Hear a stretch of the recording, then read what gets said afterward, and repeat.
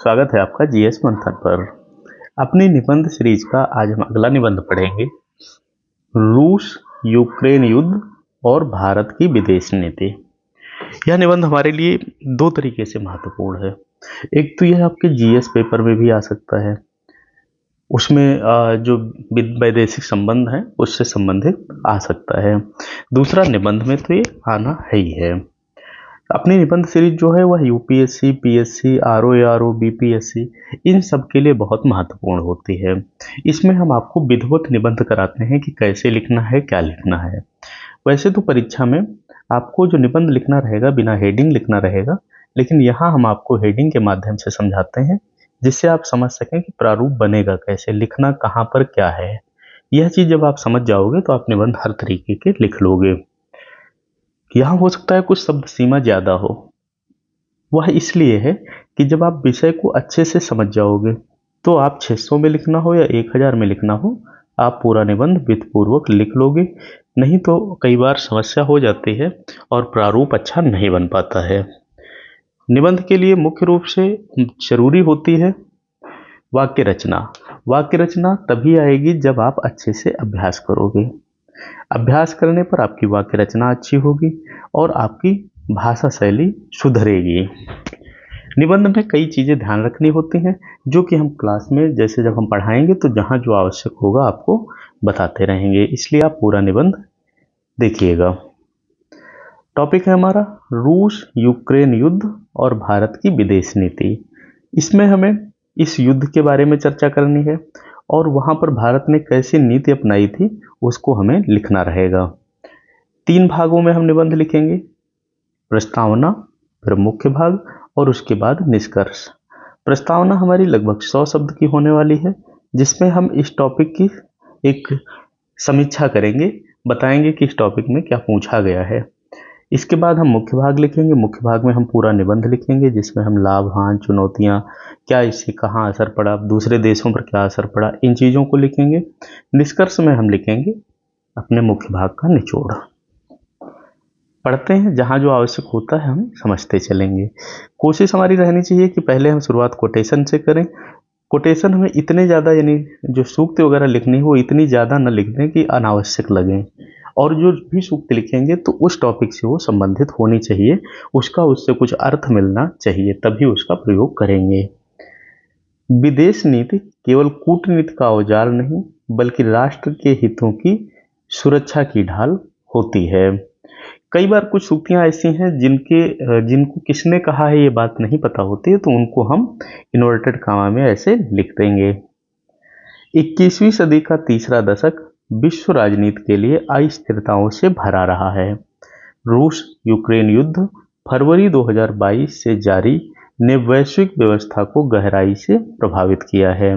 अब देखिए, फरवरी 2022 से चल रहा है, यह एक तथ्यात्मक बात है। हम तथ्य तभी प्रयोग करेंगे जब हमें सही से पता होगा, नहीं पता होगा तो हम तथ्य नहीं लिखेंगे। यह केवल यूरोप का युद्ध नहीं बल्कि ऊर्जा, खाद्य, व्यापार, सुरक्षा और कूटनीति के हर पहलू को झकझोरने वाला संघर्ष है। इस युद्ध ने नाटो देशों, रूस, अमेरिका और यूरोपीय संघ को आमने सामने खड़ा कर दिया है। भारत, जो रूस का पारंपरिक मित्र और अमेरिका यूरोप का रणनीतिक साझेदार है, इस युद्ध में कठिन कूटनीतिक संतुलन साधने के लिए मजबूर हुआ।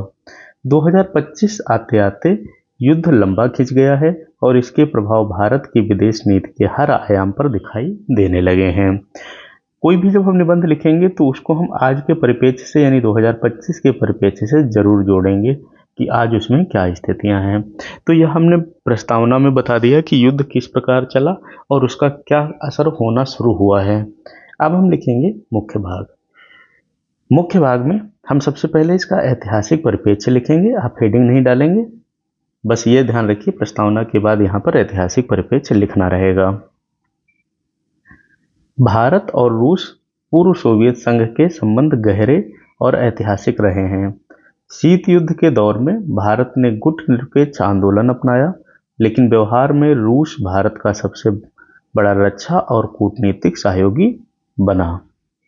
1971 का भारत सोवियत मैत्री संधि इसका उदाहरण है। रूस ने भारत को संयुक्त राष्ट्र सुरक्षा परिषद में बार बार समर्थन दिया। रक्षा सौदों में 60% से अधिक निर्भरता रूस पर ही रही है। दूसरी ओर 1991 के बाद भारत ने पश्चिमी देशों और अमेरिका से भी संबंध मजबूत किए। आज भारत क्वाड यानी अमेरिका, जापान, ऑस्ट्रेलिया भारत का हिस्सा है, तो साथ ही ब्रिक्स और एससीओ जैसे मंचों पर रूस और चीन के साथ भी खड़ा है। इसमें आपके फैक्ट ज़्यादा प्रयोग होंगे, तो प्रयास यही करिएगा निबंध तब उठाइए जब उसके बारे में आपको 60 से 70% तक चीज़ें पता हों, जिससे आप जो फैक्ट वाली चीज़ें प्रयोग कर रहे हैं वह आपकी सही हों। गलत फैक्ट आपका पूरा निबंध खराब कर देता है। यह जो सीरीज है ऐसे ही अपनी जीएस की सीरीज चलाई जा रही है, आप उसको भी जरूर देखिएगा।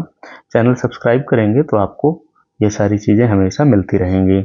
अब हम देखते हैं रूस यूक्रेन युद्ध की पृष्ठभूमि क्या है। यह युद्ध फरवरी 2022 में शुरू हुआ, जब रूस ने यूक्रेन पर सैन्य कार्रवाई की।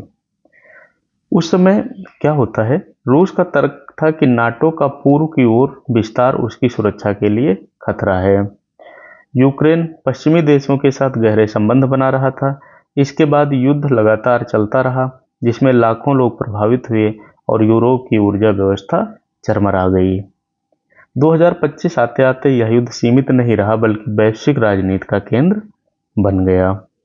अब इसका प्रभाव क्या पड़ता है, भारत की विदेश नीति पर युद्ध का प्रभाव क्या पड़ता है। पहला, कूटनीतिक संतुलन।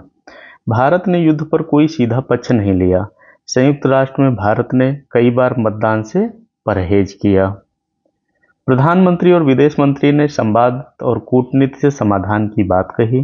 भारत ने रूस और यूक्रेन दोनों से संवाद बनाए रखा। फिर ऊर्जा सुरक्षा में क्या होता है, भारत ने रूस से सस्ती दरों पर कच्चा तेल आयात करना शुरू किया। 2024 तक भारत रूस से तेल आयात करने वाला सबसे बड़ा देश बन गया। इससे भारत की ऊर्जा जरूरतें पूरी हुई, लेकिन पश्चिमी देशों की आलोचना भी झेलनी पड़ी। आपने देखा होगा अमेरिका के साथ जो तनाव हमारे हैं वो लगभग इसी कारण है। भारत की रक्षा जरूरतों का बड़ा हिस्सा रूस पर निर्भर है। युद्ध और पश्चिमी प्रतिबंधों के कारण रूस से हथियारों की आपूर्ति में देरी हुई। इससे भारत ने फ्रांस, अमेरिका और इजराइल की ओर झुकाव बढ़ाया। फिर पश्चिमी दबाव क्या रहता है, अमेरिका और यूरोपीय संघ चाहते थे कि भारत रूस पर सख्त रुख अपनाए, लेकिन भारत ने अपने हितों को ध्यान में रखते हुए तटस्थ रुख बनाए रखा। इसी बीच भारत ने पश्चिम से भी संबंध खराब नहीं होने दिए। वैश्विक भूमिका क्या रहती है, भारत ने कई बार युद्ध विराम और शांति वार्ता की अपील की। G20 शिखर सम्मेलन जो 23 में दिल्ली में हुआ था, में प्रधानमंत्री मोदी का बयान, यह युद्ध का युग नहीं है, वैश्विक स्तर पर गूंजा। इससे भारत की शांति दूत की छवि बनी। अवसर क्या रहे, सस्ती ऊर्जा आपूर्ति। रूस से तेल आयात कर भारत ने अपनी ऊर्जा लागत कम की। वैश्विक नेतृत्व की छवि, भारत शांति, संवाद और मध्यस्थता की भूमिका में उभरा था। फिर रणनीतिक स्वतंत्रता, यानी भारत ने दिखाया कि वह पश्चिम या रूस किसी का कठपुतली नहीं है। नए बाजार, रूस से व्यापार बढ़ा और भारत ने कई उत्पाद वहां निर्यात करने शुरू किए। फिर बहुध्रुवीय विश्व व्यवस्था, भारत ने ब्रिक्स जैसे मंचों पर रूस का समर्थन कर अपनी स्थिति मजबूत की है। चुनौतियां क्या हैं इस बीच में, जैसे पश्चिमी दबाव, अमेरिका और यूरोप रूस से दूरी बनाने के लिए भारत पर दबाव डालते रहे। रक्षा निर्भरता, रूस से हथियार और तकनीक की आपूर्ति बाधित हुई। वैश्विक अशांति में युद्ध से तेल और खाद्यान्न के दाम बढ़े, जिससे भारत की अर्थव्यवस्था पर असर पड़ता है। चीन का समीकरण क्या रहा, रूस चीन की बढ़ती नजदीकी भारत के लिए रणनीतिक चिंता का विषय बनी। मध्य एशिया में अस्थिरता, भारत की कनेक्टिविटी परियोजनाएं जैसे INSTC प्रभावित हुई। अब भारत की विदेश नीति नया रूप क्या है 25 तक, इसमें हम 2025 के परिप्रेक्ष्य में ये चीज समझेंगे। रणनीतिक स्वायत्तता, यानी भारत किसी गुटनिरपेक्ष में शामिल हुए बिना अपने राष्ट्रीय हितों को प्राथमिकता दे रहा है। संतुलित कूटनीति, यानी पश्चिम और रूस दोनों से संबंध बनाए रखना। बहुपक्षीय मंचों पर सक्रियता, यानी G20, ब्रिक्स, एससीओ, क्वाड आदि, भारत इसमें भी सक्रिय भूमिका भारत निभा रहा है। ऊर्जा और रक्षा विविधीकरण, रूस पर पूरी तरह निर्भर न रहकर अन्य देशों से सहयोग बढ़ाना। फिर मानवीय दृष्टिकोण, युद्धग्रस्त नागरिकों की मदद और शांति की अपील करना। अब हम देखते हैं भविष्य की क्या संभावनाएं होंगी। यदि युद्ध लंबा खिंचता है तो भारत को और अधिक संतुलित साधना होगा। भारत रूस से ऊर्जा लेता रहेगा पर पश्चिम के साथ सहयोग, तकनीकी सहयोग बढ़ाएगा। फिर रक्षा क्षेत्र में आत्मनिर्भरता पर जोर देना होगा। भारत शांति वार्ताओं में मध्यस्थ की भूमिका निभाकर वैश्विक नेतृत्व का दावा मजबूत कर सकता है। निष्कर्ष क्या रहने वाला है? कूटनीति का सार हितों की रक्षा में है, भावनाओं की नहीं। रूस युद्ध, यूक्रेन युद्ध ने भारत की विदेश नीति का असली परीक्षा ली है। भारत ने इस संकट में न तो रूस का साथ पूरी तरह छोड़ा है और न ही पश्चिम को नाराज किया। उसने संतुलन, विवेक और व्यावहारिकता का परिचय दिया है। इस युद्ध से भारत को यह सीख मिली कि विदेश नीति में लचीलापन, आत्मनिर्भरता दोनों अनिवार्य हैं। यदि भारत ऊर्जा, रक्षा और कूटनीति के क्षेत्रों में संतुलन की राह पर चलता रहा तो आने वाले समय में न केवल क्षेत्रीय शक्ति बल्कि वैश्विक नेतृत्व का भी दावा कर पाएगा। तो यह आपका निबंध रहा। अब इसको 2-3 बार लिख के प्रैक्टिस करिएगा। पहली बार क्लास देखा है तो सब्सक्राइब करिएगा और लोगों को भेजिए जिससे कि सबको लाभ मिले। यह क्लास यहीं तक थी। मिलते हैं अगली क्लास में। धन्यवाद।